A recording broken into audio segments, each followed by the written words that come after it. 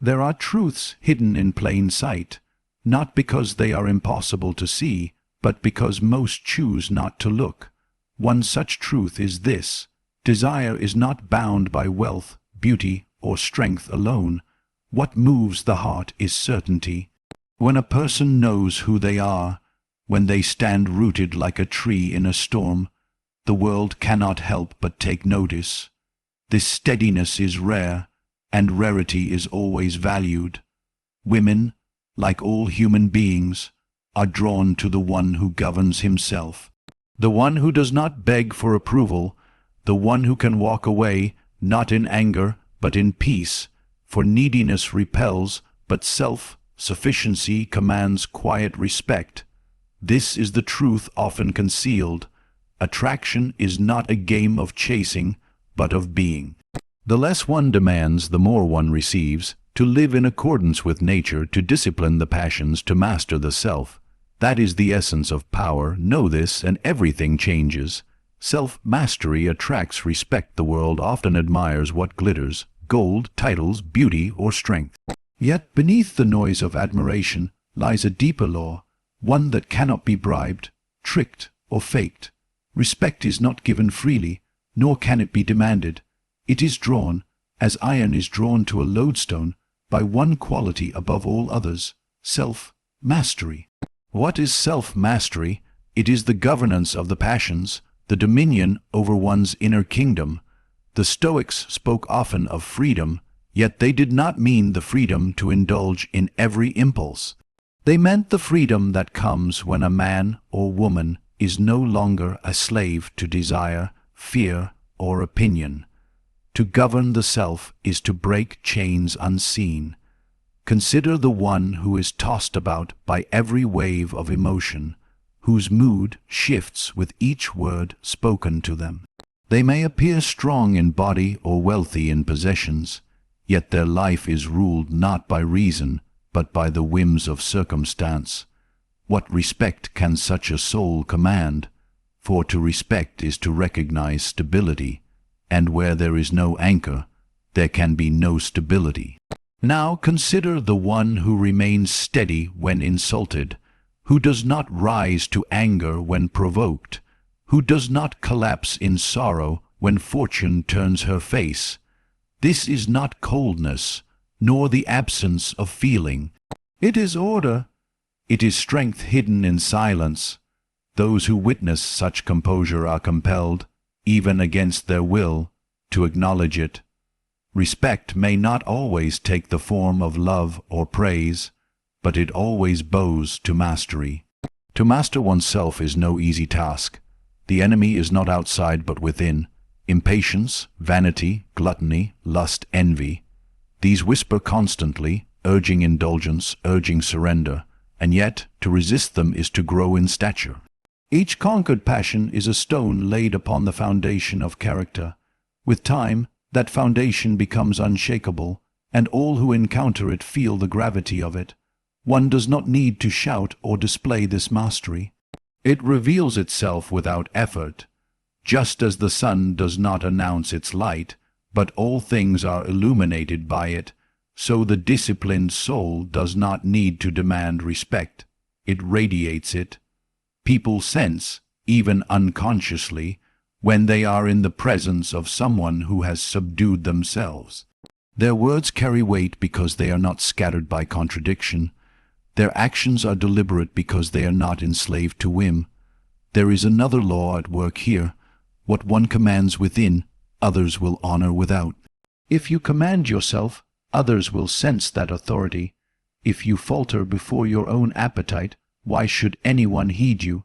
Respect begins in solitude, in the unseen battle of dawn, when one rises to train the body, though it resists, when one chooses silence over gossip, when one restrains the tongue, though anger burns. In these small, unseen moments, sovereignty is forged. It is tempting to believe respect can be bought through wealth, through charm, through cleverness, but such respect is shallow. It vanishes when the wealth is gone, when beauty fades, when fortune turns. Only self-mastery survives all tides. The one who governs the self is respected in prosperity and in poverty, in youth and in old age. For while circumstances change, mastery remains.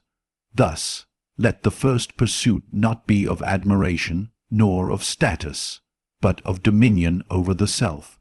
Do not ask, how may I gain respect? Ask instead, how may I rule my own impulses? In answering this question, respect will follow naturally, as the shadow follows the body. Remember, the world bows not to loud voices, but to still souls. To conquer others is impressive, but to conquer oneself is divine. And the one who achieves this, even in part, becomes unshakable, and unshakable souls are always respected. Neediness diminishes value. Nothing is more repellent than desperation. It clings like a foul odor, announcing to the world that the one before us has lost command of themselves. To be needy is to live as a beggar, and the soul that begs is already poor, no matter how much it owns. What is neediness? It is the hunger not for food or shelter, but for validation. It is the cry of the heart that says, "Notice me, affirm me, rescue me." But who respects the one who cannot stand without constant reassurance? Who values the one whose sense of worth is borrowed from the approval of others? The Stoics taught that happiness lies in virtue, in the discipline of the mind, in living in harmony with nature. Neediness, however, makes happiness dependent upon another's glance, another's words, another's fleeting attention. It places the sovereignty of the soul in the hands of strangers. Nothing could be more fragile. For if your worth depends on another, then you are enslaved. The needy person exhausts those around them. Their constant grasping drains rather than nourishes. They reach out with invisible hands, tugging, pulling, demanding to be filled. But the paradox is this: the more they clutch, the less they receive. The more they beg, the more they are avoided. For human nature recoils at chains, whether visible or invisible.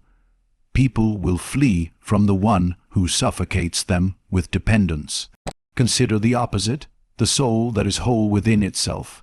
This person does not demand love but offers it freely. They do not beg for attention, yet others naturally attend to them. Why? Because freedom attracts, while dependence repels. The one who has mastered their need for approval becomes magnetic. They give without expectation, and in doing so they are valued beyond measure. Neediness is not banished through pretending. Many try to mask it with arrogance, with boastful words, with feigned indifference. But the mask always slips. The truth of a soul cannot be hidden for long. Genuine strength cannot be imitated. It must be cultivated. And so the cure for neediness is not performance but practice. The practice of solitude, of reflection, of learning to sit with one's own company without restlessness. Examine your life. Ask yourself, do I crumble when ignored? Do I feel small when unpraised? Do I adjust my values to be accepted? If the answer is yes, then chains are upon you. Break them, not by demanding respect, but by anchoring yourself in something deeper than human opinion. Anchor yourself in virtue, in discipline, in truth. Then, whether praised or blamed, you will remain steady. The ancient philosophers did not say, "Do not love." They said, "Do not become enslaved by love." They did not forbid companionship. They forbade dependence, for a healthy bond arises when two whole beings meet, not when one emptiness tries to drink another dry. Neediness seeks to consume, strength seeks to share. Reflect also on this paradox. The less you need, the more you receive. The less you beg, the more freely others give. For when people sense you are complete, they are drawn without fear. They know you will not smother them, and so they approach willingly. The river that overflows its banks destroys, but the well that is deep and steady nourishes all who come to drink. Therefore, discipline the heart. Refuse to chase validation. Do not hunger after another's approval as though your life depended upon it, for it does not. Your life depends upon reason, upon virtue, upon the choices you make each day. Train yourself to be content with little, and in time you will discover that you already have enough. Neediness diminishes value because it reveals weakness. Independence elevates value because it reveals strength. One lives as a supplicant, the other as a sovereign. Which are you? Let the answer be shown not in words, but in your bearing. Stand tall. Speak with calm. Give freely, but expect nothing. Then watch how the world, without being asked, offers you the respect that the needy chase in vain. Certainty is rare in a world of shifting sands. The rarest quality is not beauty, wealth, or cleverness. It is certainty. Most wander through life uncertain of who they are, what they stand for, or where they are going. They sway with the wind of public opinion. They chase after fashions. They bow before the approval of others. And because they do not stand upon firm ground, they inspire neither confidence nor respect. But certainty, true certainty, is different. It is not arrogance nor stubbornness. It is not the refusal to listen or the blindness of pride. It is the quiet strength that arises from knowing oneself, from examining one's principles, and from living in accordance with them without apology. Why is certainty so rare? Because self-examination is rare. Few are willing to look within and ask the hard questions. What do I value above all? What am I willing to lose for the sake of truth? What will I refuse, no matter the reward? Without such inquiry, life becomes a mimicry of others. One speaks words that are not one's own, pursues goals set by strangers, and clings to beliefs never tested in the fire of reason.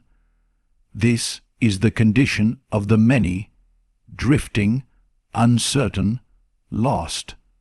But the one who has faced themselves and resolved their path radiates something unmistakable. Their actions are not scattered. Their words are not hollow. They do not chase every opportunity, for they know which doors to close. They do not tremble before rejection, for they do not measure themselves by another's judgment. Their certainty becomes a fortress, not to keep others out, but to keep their own soul whole. People are drawn to such certainty. They may not always agree with it, but they cannot ignore it, for certainty is magnetic. It provides a sense of direction in a world filled with confusion. Many cling to the confident, even when that confidence is misplaced, for the human heart longs for guidance. How much more powerful, then, is the guidance of one whose certainty is rooted in reason and virtue. This is why the Stoics prized clarity of mind above persuasion. To know yourself is to walk a straight path while others stumble in circles. To act with conviction is to inspire trust, even in silence. Certainty shines without boasting.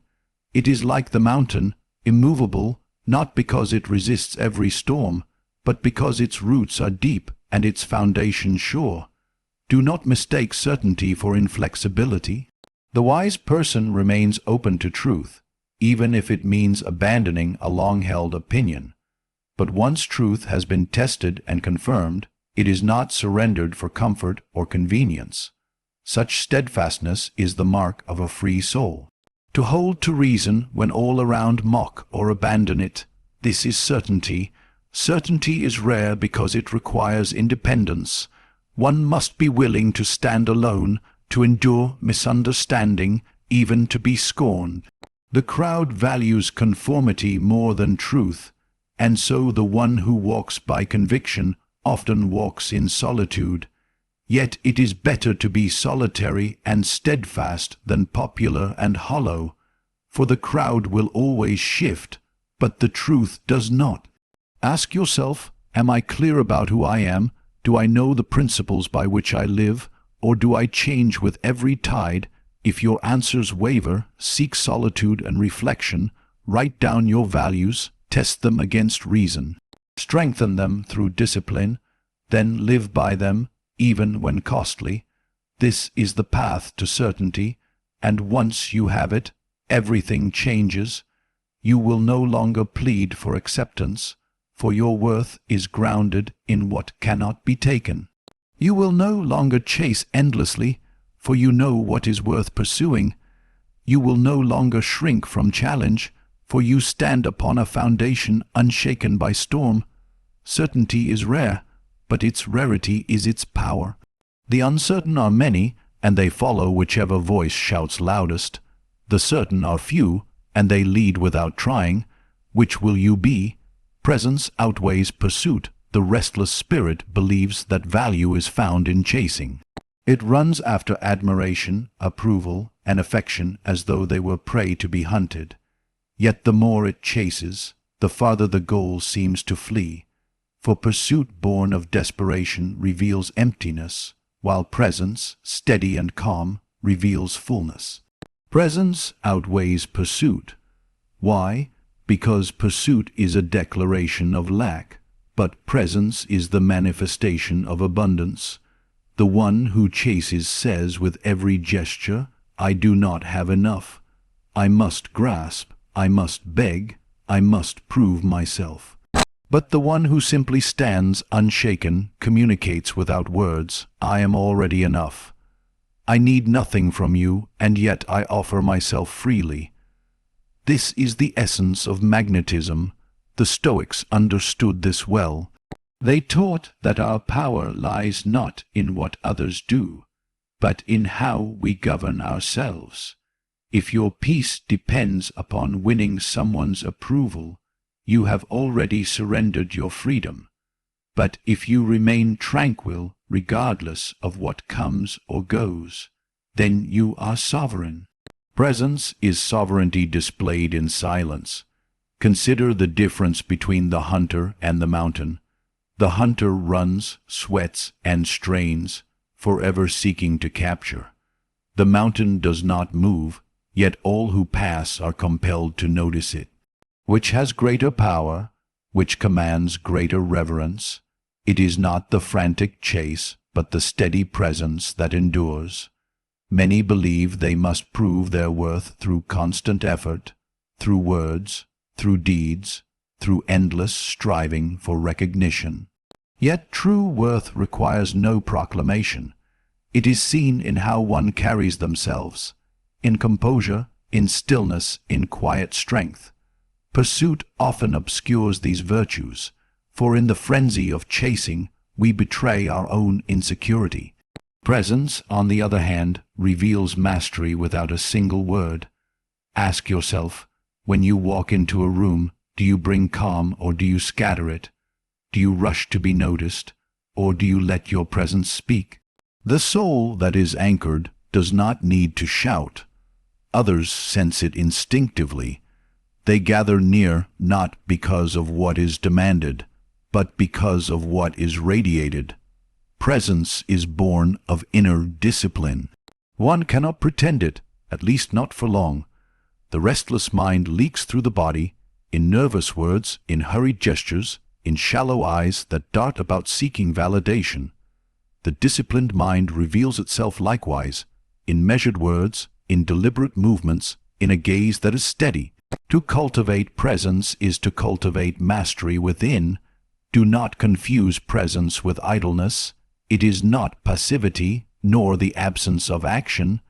It is action rooted in calm purpose rather than frantic desire. The Stoic does not avoid engagement with the world, but enters it without losing composure. When action is required, they act firmly. When stillness is wiser, they remain unmoved. In both cases, their presence outweighs the pursuit of outcomes they cannot control. The truth is that people are drawn not to those who chase them, but to those who do not need to. The more desperately you seek affection, the more it eludes you. But the moment you release the chase and return to yourself, the door opens. For freedom is attractive, and presence is freedom embodied. Therefore, abandon the endless pursuit. Let go of the need to be constantly seen, constantly affirmed. Instead, cultivate the self until simply being near you brings assurance. Walk into every space as though you bring with you a measure of peace. Let your silence be more persuasive than another's clamor. In this way, your presence becomes the weight that tips the scales. Remember, pursuit consumes, presence nourishes. Pursuit fades when energy is spent. Presence endures as long as character is firm. Strive, then, not to chase, but to become. Strive not to convince, but to embody. For in the end, it is not the loudest voice that changes everything, but the quietest soul who cannot be shaken. Power lies in detachment. The human heart clings. It clings to possessions, to people, to praise, to the fleeting comforts of fortune. In clinging, it becomes fragile, for whatever can be taken away will eventually be taken away. The Stoics knew this truth well. To tie your peace to what you do not control is to live in chains. Freedom is not found in abundance, but in detachment, and from detachment flows the highest form of power. Detachment does not mean coldness. It does not mean withdrawing from life, refusing to love, refusing to act. On the contrary, it means engaging with life fully, but without slavery. It is to love without desperation, to own without being owned, to act without fear of loss. The detached soul still feels joy and sorrow, but neither controls them. They remain master of themselves in the face of all change. Why is this power? Because the one who can walk away cannot be controlled. The merchant is bound by his gold. Threaten it, and he trembles. The ambitious are bound by their reputation. Tarnish it, and they collapse. The lover who clings is bound by fear. Withdraw affection, and they crumble. But the detached one, what can you take from them? Their peace does not rest on fortune's gifts. They walk calmly through both gain and loss, through affection and rejection. Such a person is untouchable. This power is rare, for most cannot imagine life without their attachments. They believe, if I lose this, I lose myself. But who told them this lie? You are not your possessions. You are not your title. You are not even the love others offer you. These may enrich your days, but they do not define your soul. The self that has disciplined itself knows. I remain myself even when stripped bare. That is power. Detachment sharpens love itself, for the one who clings cannot truly love. They only consume. Their affection is tangled with fear, with the hidden demand, do not leave me, or I will be undone. Such love suffocates. But the detached soul says instead, I value you, but I do not need you to exist. I cherish your presence, but I do not collapse at your absence. From such freedom arises genuine love, chosen, not compelled. Consider how detachment alters conflict.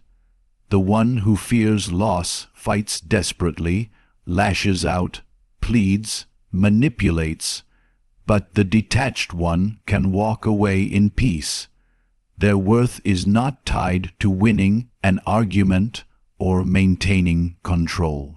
Their calm becomes their strength, for nothing disarms hostility like the presence of one who cannot be baited. Detachment also brings clarity. When enslaved by desire, the mind sees only what it craves. It distorts reality, justifying anything to secure its prize. But the detached mind sees clearly, for it does not hunger blindly. It chooses not from desperation, but from wisdom. And those choices, made without fear or need, often lead to the very goods others chase in vain. The paradox is this: the more you can let go, the more freely life flows to you. People respect the one who does not cling, for they know they are not being used as a crutch. Opportunities arise more readily for those who are not desperate to seize them. Even fortune herself, as if amused, seems to favor those who are least dependent on her. Practice detachment daily. Begin with small things. When you eat, remind yourself that the flavor is pleasant but not necessary. When you enjoy company, remind yourself that the joy is real but not owed to you. When you suffer loss, remind yourself that all things are borrowed from nature and will one day return to her. Through such reminders, you loosen the grip of possession, and possession loosens its grip on you. Detachment is not escape from life, it is mastery within it. It is the art of walking through fire without being burned, of standing in the storm without being swept away, and in this mastery lies unshakable strength. For while others tremble at loss, you will stand firm. While others beg, you will choose. While others are ruled, you will rule yourself. Remember always, the greatest power is not found in holding tightly, but in letting go. The one who can walk away holds the world in their hands, while the one who cannot walk away is already enslaved. Detachment is freedom, and freedom is power. Now you have all 5 keynotes fully expanded into Stoic style meditations, each tilde 700 words. Life does not demand that we chase endlessly, but that we govern ourselves. All else follows from this. The world may praise or condemn, love or reject, give or take, but none of these are within our power. What is within our power is the rule of our own mind, the ordering of our own heart. Self-mastery attracts respect because the one who rules themselves inspires trust. Neediness diminishes value because it proclaims slavery to desire. Certainty is rare, and for that reason it is priceless. The uncertain follow, but the certain lead. Presence outweighs pursuit, for the still soul is more persuasive than the restless spirit. And power lies in detachment, for the one who can let go cannot be broken. These are not tricks, nor strategies to manipulate. They are principles of life itself. They are the natural rewards of discipline, reflection, and alignment with reason. To live by them is not to gain every advantage in the eyes of the world, but to gain freedom from being ruled by it. What, then, is the task before us? It is simple, though not easy, to master the self, to stand firm in conviction, to carry presence instead of desperation, and to walk lightly through the world, holding nothing so tightly that it owns us. The one who accomplishes this, even imperfectly, discovers a truth beyond all appearances. The world bends not to force, but to composure. Respect is not demanded, but drawn. Love is not clung to, but received. And freedom is not granted, but taken by those who no longer fear loss.